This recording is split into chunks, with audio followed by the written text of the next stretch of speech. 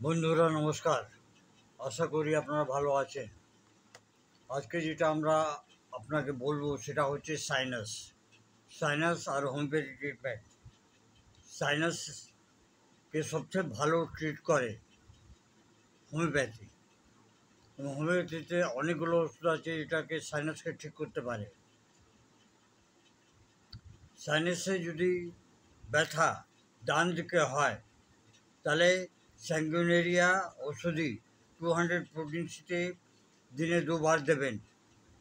এবং যদি বাঁ দিকে হয় তাহলে স্পাইজেরিয়া 200 প্রোটিনসি 2 বার দেবেন।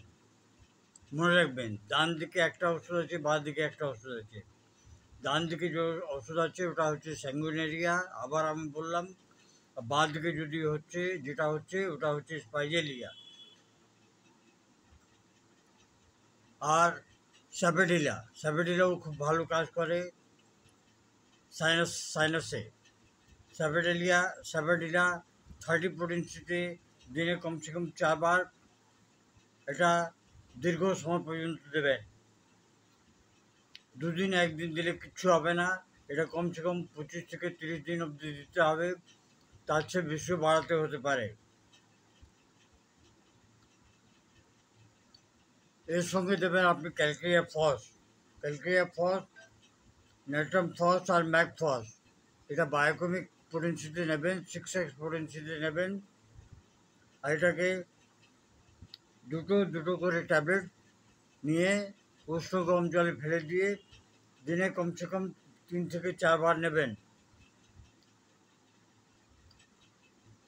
এরপর যে ওষুধটি হচ্ছে ওটা হচ্ছে অনসোমোডিয়াম 30 প্রোটিনসিতে।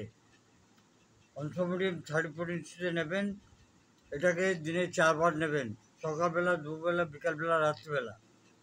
এবং তার সঙ্গে নেবেন ক্যালকেরিয়া